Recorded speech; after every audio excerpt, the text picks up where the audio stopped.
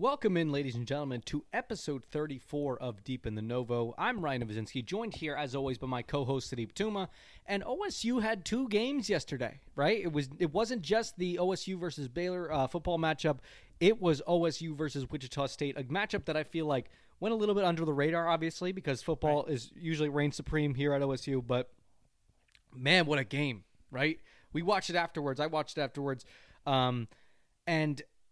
man, what an exciting game. This is probably the most exciting game of the year, I'd say. Yeah, I think so. It was an interesting game. It was a great time. And, you know, maybe you were tuning in, here and there between commercial breaks or during, the 42-3 blowout of the football game.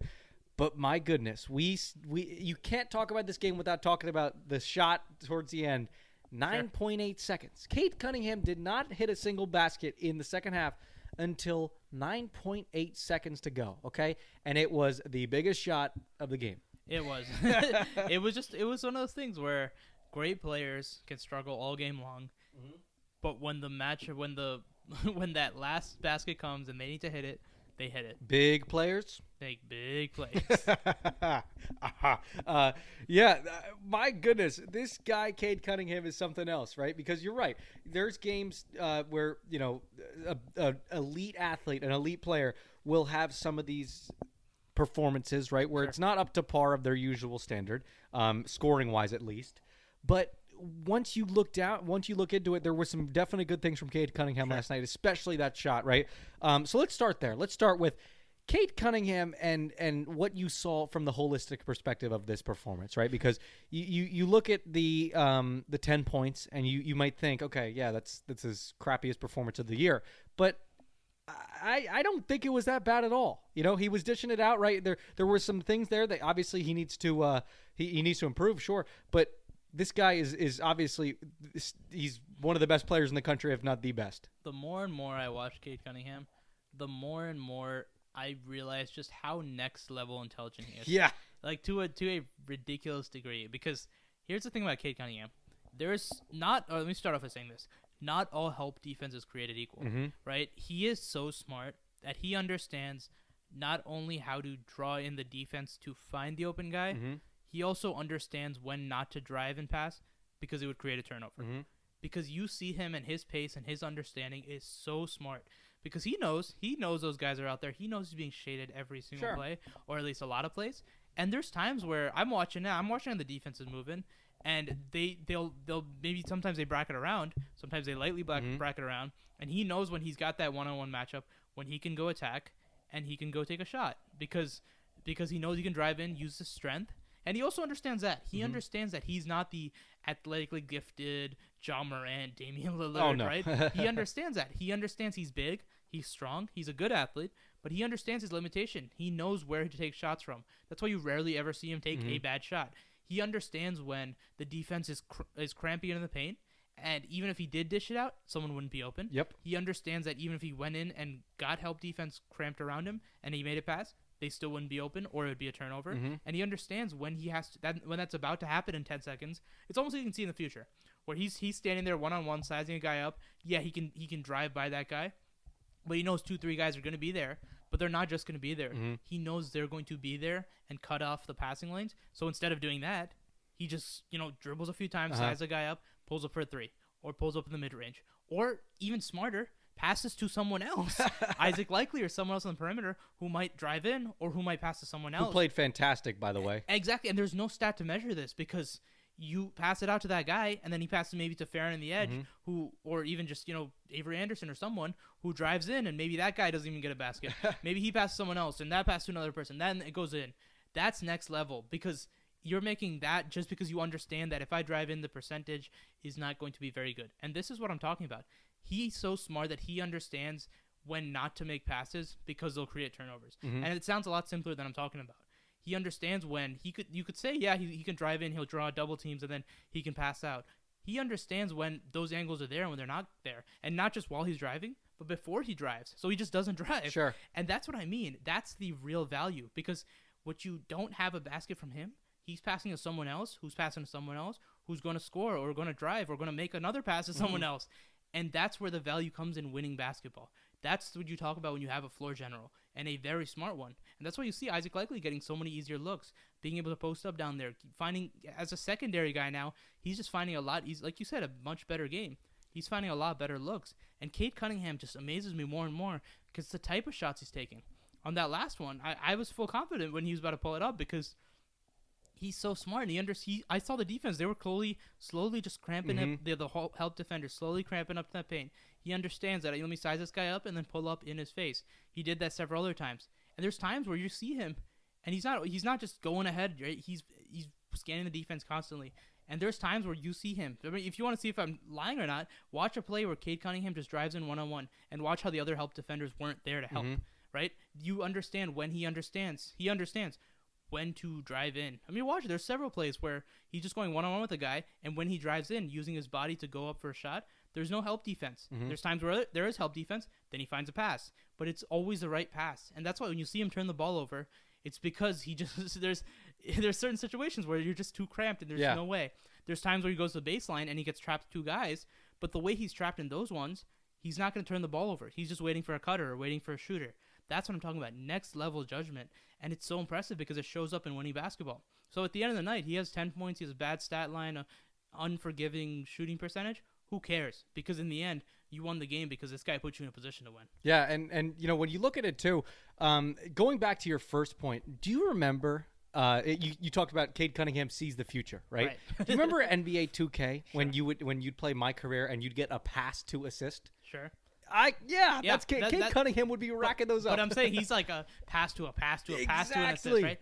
And it's just it's overall. It's like I know you're talking about the teammate grade, where he's making passes, he's spacing the floor properly, he's taking good shots. You get plus points for that. Mike Boynton understands this stuff, right? That's why you have the value of someone like this. It's so smart and understanding. Okay, let me hand it off to Bryce Williams there. Let him attack. Let me space the floor because him just being there, people gravitate toward that. People are affected by that. It's like in football, you have Tylan Wallace, and guys gravitate that way, and you open up other lanes. Same thing here. In basketball, that happens. And he doesn't just have to have the ball in his hands to do that, but he does because he's a point guard and because he's a floor general and because his IQ is ridiculously high. He understands how to do that, and that was a big thing. And then he gets your points when he needs to, right? The three at the end. He is still your best player by far. Obviously, one of the best players in the nation.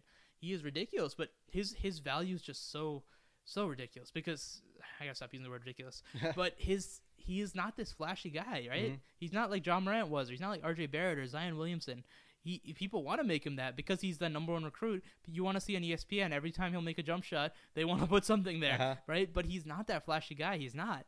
But he's got some of that where he's got the dunk like you saw against Oral Roberts or Oakland or whoever it was. He's got the game-winning three. He's gonna make those plays here and there, but he's not that flashy guy. He's a winning basketball player whose value just goes so far beyond it. Who's perfect for any system. Sure. Seriously, any system. Exactly. Whatever team has Cade Cunningham in their starting lineup, obviously the talent's there. But he makes everyone around him better, and that's such a cliche, but it's the truth, right? He makes people who make other people better, right? He creates these kind of opportunities for people, and it's especially evident with Isaac Likely. And I mean, he is playing out of his mind to get with Cade Cunningham, I feel like. And this is what I talked about with a guy like Draymond Green. All these years I've been shouting about how good Draymond Green is, because aside from the passing, from the setting picks and rebounds and hustle plays and blah, blah, blah, it's like Cade Cunningham. The understanding, it just goes beyond the stat sheet, goes beyond just the plays you see, really, where it's a nuanced thing where it's just you take such good shots, you understand it, and that's why the team flows so much better. But Draymond Green's a different example because he's taking good and making it great. Yeah. Cade will take bad and make it great, right? He's just that sort of generational player. And yeah, Isaac Likely, another one who's had a great game, and you saw it. This is what I said from day one. Those two they understand how to play with each other, right? They're very similar in their play style, and it's advantage to have two point guards who can drive downhill and create. Who are obviously both excellent passers, but the way Isaac Likely, obviously we know he could post up from last year, but it's understanding for Cade and this team getting Isaac Likely the ball in the post, for Isaac Likely attacking the offensive rebounds. Oh my goodness, that's what I was gonna bring up. Right, but you can just see him down there creating plays from there. Being able to shoot a little bit now, being able to attack from there, to direct it, to floor space, to understand how to go. And he is another guy where he will impact the game in a lot more statistical way. Rebounding, he's leading his team in rebounding. Huge. Plays amazing defense. Obviously can create plays, can run in transition. He is a smart guy. He can get the ball to the right guy, right? If Cade throws it to him, Isaac likely understands, okay, I attack, I shoot, or I pass. And sometimes that pass leads to an assist. Sometimes that pass leads to a guy who will pass to another guy or will dribble drive and then score. No assist there, but good basketball, right? And that's how you win. That's really how you win. Something I think that was great with Isaac Likely the other day and has been great from him all season is that attacking of those offensive rebounds, right? His ability to follow up not only his own shots, but other people's shots, his teammates' shots is fantastic. And not only that, he's an aggressor down there too. We saw it. He leads the team in rebounds. He led the team in offensive rebounds the other day. I'm pretty sure he led the team in overall rebounds too.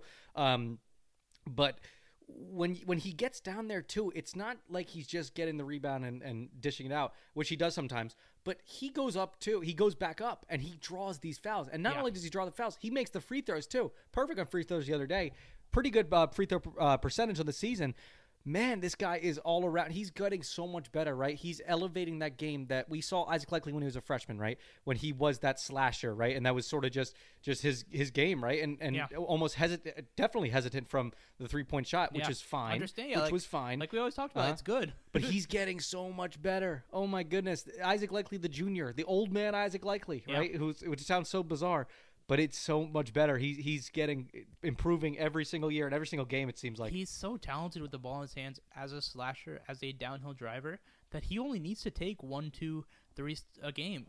And it's not just to score. It's to just make the defense respect it. Yep. Because if they're playing 10 feet off him, obviously it's a very different game. When guys want to double team and then pass to Isaac Likely, if he's not shooting it. Again, like I said, don't shoot it if you can't shoot it, which is why I thought it was great that he didn't shoot the 3-pointer. Everyone wants to shout and scream, but it's smart. It really is. But the fact that he can just shoot 1, 2, if he shoots 2 and makes one of them, it's gonna make the defense respect it more and more. His motion, his shooting mechanics look a lot better. They do, and the shooting percentage is better. It's probably close to 50%. Obviously, a very small volume, but they do look a lot better. He looks a lot better. And you're right. He's this aggressive guy down the post. He knows how to find guys out of the post. He attacks the ball. He's so strong in the post. It's very difficult to really contain him. You're right. He grabs his rebounds and then puts the ball back up. It's awesome to see, and he is a great compliment down to Cade Cunningham because he's a guy where you can when like I talked about with Cade, the next level understanding where he knows where this defense is. Now I'll say this also. Cade has the luxury versus I'll compare it to Trae Young. If Trae Young, who has a very smart IQ, very smart basketball player, if he undersees the defense and knows, okay, I'm not going to get anything out of this, let me pass it out. Who's he passing it out to? My God, I forgot. I used to follow this team, Rashard Odoms and all these clowns. My goodness. Brady.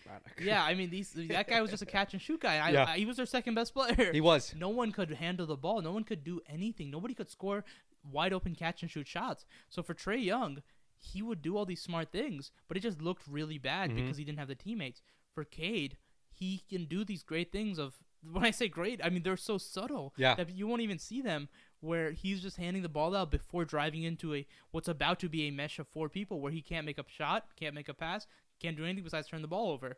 When he passes it out, he's passing out to a playmaker in Isaac Likely who can attack these gaps and these unset defenses, sometimes set defenses, just because they're expecting Cade Cunningham to come, then suddenly you pass out to Isaac Likely, and it's a true one-on-one matchup. Right? That's the advantage. And the fact that you can do that with a guy like Isaac Likely, who's, in essence, could be just a starting point guard on almost all college basketball teams, that's such an advantage, and he is such a great playmaker. He is. Yeah, he is. And, he's really elevating his game, like I said, over the past couple of performances. And also, I mean, just as a side point, we talked about turnovers early. Yeah. And I didn't think they were super concerning because I thought UT Arlington played it really well.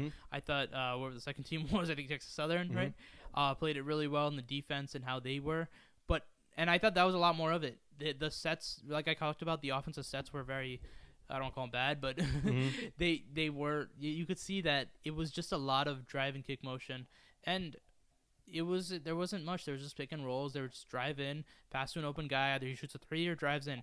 And I think a lot of that had to do with, new guys who were learning to play together, but also Mike Boynton not getting the time to focus on offensive sets and more so hindering or hampering on defensive rebounding and also defense.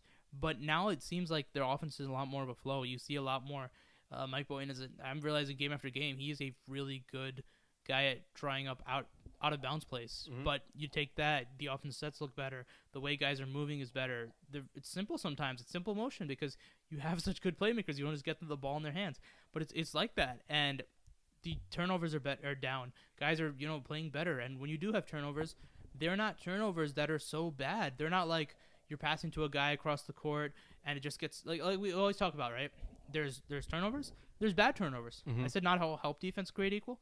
Not all turnovers are created equal either, because there's certain turnovers where you hit the ball out, you pass the ball. Say you're standing at the top of the three-point line. You pass to a guy in the wing, but instead of it being a completed pass, the defender knocks it, it goes out, and suddenly he's on transition, and the entire Oklahoma State team is behind him, right? That's bad because the guy who has a wide-open basket, or it's a 2-on-1 or a 1-on-1 or 3-on-2 or whatever.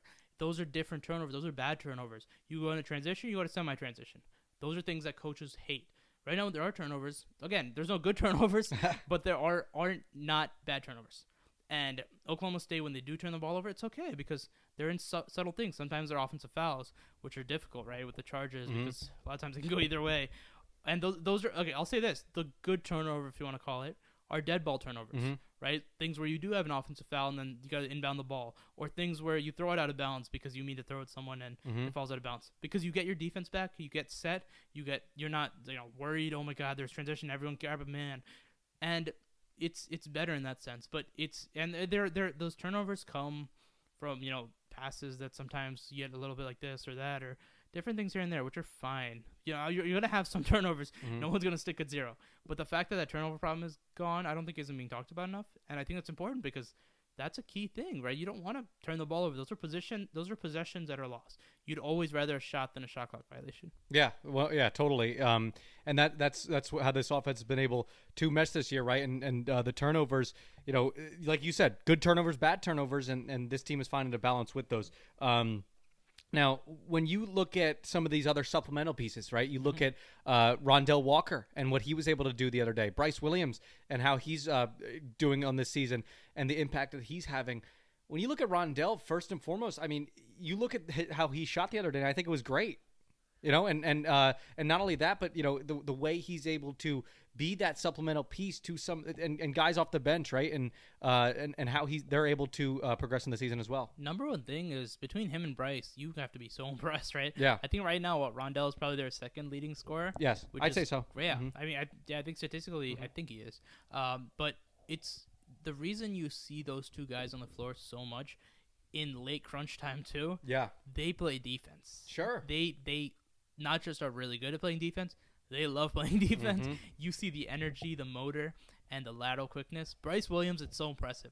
I talk about Cade being able to, look in the future. Bryce Williams can look into the future on defense. You see it. You make one dribble one way, he's already there. You almost have to bounce him off of you. You dribble the other way, he's there.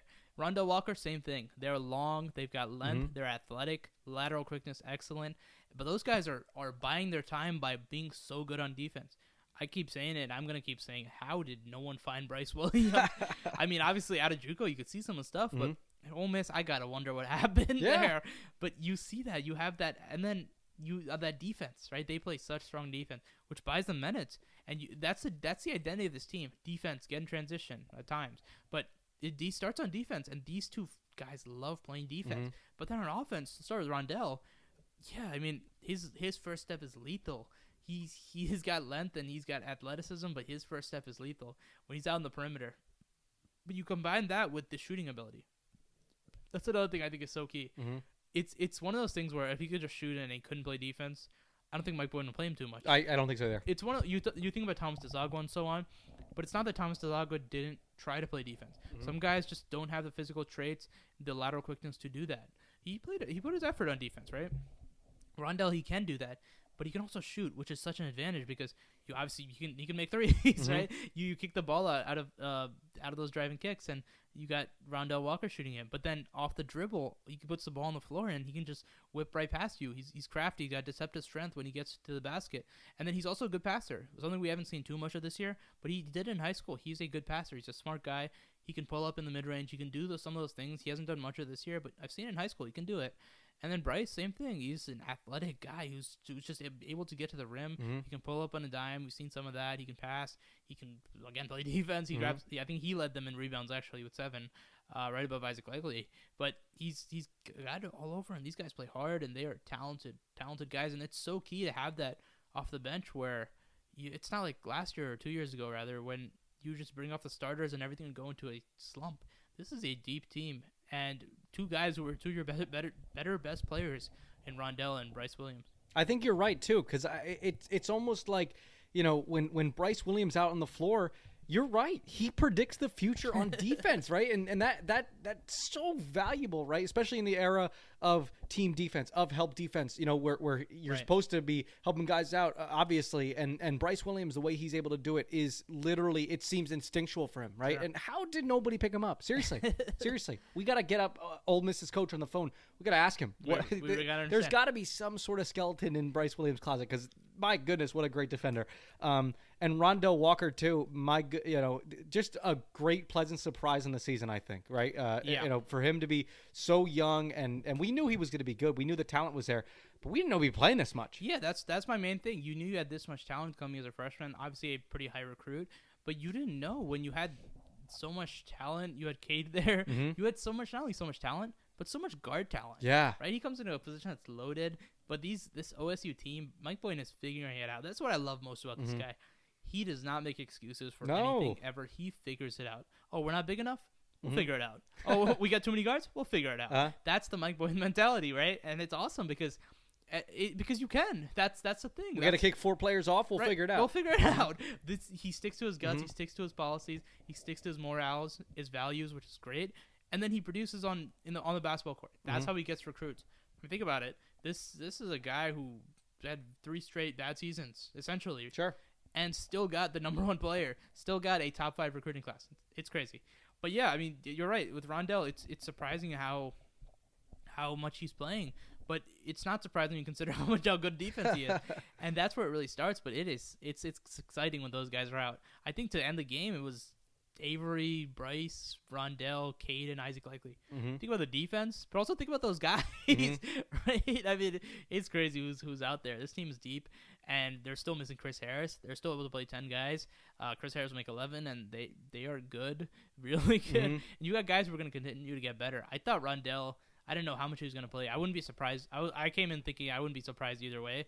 But it is really great to see him, and he's got all the physical traits. He's just getting bigger, but he is good. His ceiling is insane, sure. I think, right? Yeah. It's going to be fantastic over the next couple of years. But going into this too is not just Rondell. It's not just Bryce Williams on defense.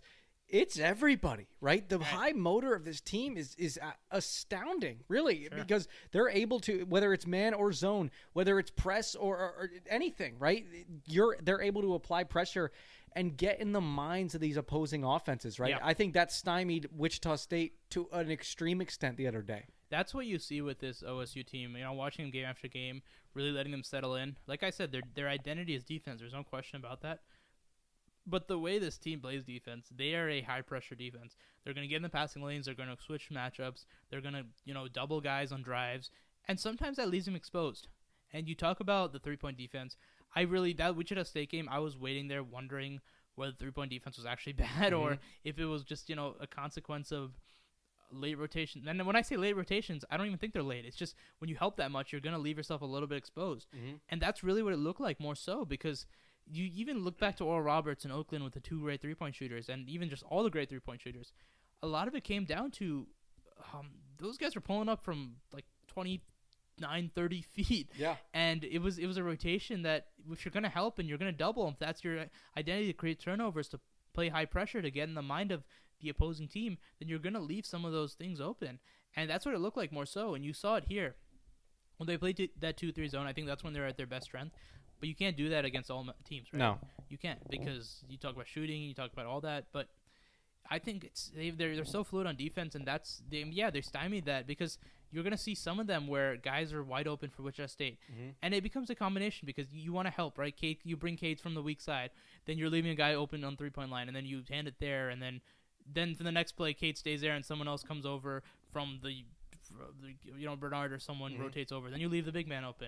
And then you're trying to rotate someone there, but you can't in time because he's too far away. It's one of those things. Sometimes you're gonna leave yourself exposed if you want to help that much, but that's okay because the positives outweigh the negatives. That's what happens. And I think there were a little bit of Wichita State where I could see the rotations being better, because there's times where if you want to bring Bernard or Caleb Boone, whoever's covering the big man from the baseline, down to help on the driver, then you got to have the weak side guy come and help there, right? You're going to need to do some of that, and I think that's something Mike Boyden will work on. But those rotations, for the most part, they've been strong at times. Texas Southern, they were so active. But that's what this defense is. It's a high-pressure defense, like in your passing lanes, and they're going to double. They're going to double on the drives. They're going to double when they need to. They're going to switch when they need to. And I think they're almost finding their pace in terms of how much to pressure, how much to switch, or do all those things.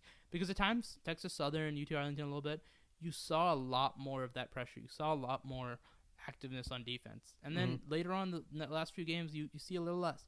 I think they're trying to throttle it back and forth, kind of understand. We'll see a little bit more next game, but it looks like that sort of thing. But defense is certainly the identity. Yeah, and that's what this team is able to do, right? They're able to cut through those passing lanes. They're able to apply pressure, and that's why this defensive identity is outstanding. My last question for you, Sudeep, is this. There was an interesting lineup decision at the beginning. What did you think, and what did you make of Bernard Tumma starting? Yeah, I was a little shocked. I mean, I wasn't too surprised. I assumed it was a matchup thing. But I couldn't figure out why. And usually I can, right? I don't think it was a rebounding thing, because this guy didn't have a lot of rebounds, if any. Yeah, I think so. Rebounds. he had quite a bit of fouls. Yeah, exactly. And I don't know if it was a physical presence thing. I don't know if he just felt bad for it. No, I mean maybe it was his birthday. It might have. Look.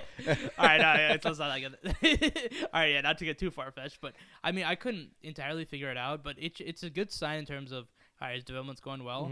But yeah, you see some of the plays and you see some of it. It's a little bit he's slow in rotations because he's so big on defense. So I wonder why there. It's not like he's a big rebounding presence. No, because your best rebounders are guys like Keelan Boone, Isaac Likely, Bryce Williams, Cade. I do wonder why. I really don't know. I always figure things just like a body, I think, really. But yeah, what? I was a little surprised. I really was. It was odd, right? Especially against Wichita State, too. Yeah, because it wasn't like there was this like Azubuike type body or something. I don't know. Maybe he was playing hard in practice that week. He probably was, right? I really wonder. Good week of practice for him. And yeah, it was such an interesting decision. But I'm proud of my boy. Sometimes you see it where you just want that big body to play defense and physicality in the post. Yeah. It's not like Wichita State had much of that, right? No. Where they were banging bodies in the post or something. So maybe a pick and roll guy, maybe a guy to set some screens, but even that. But it's like even that, like he wasn't. It wasn't. You got physical guys in this lineup, right? And they didn't even do it a lot of times, and he wasn't in for a lot. So I really have no idea. I don't know. Yesterday was a holiday for me because he's my favorite player of all time. Besides my boy Trey Reeves. That is all we have for you today. To get off the Bernard Tumma talk, that is all we have for you on this show. OSU getting another win to improve to 6-0 and 3-0 on the road.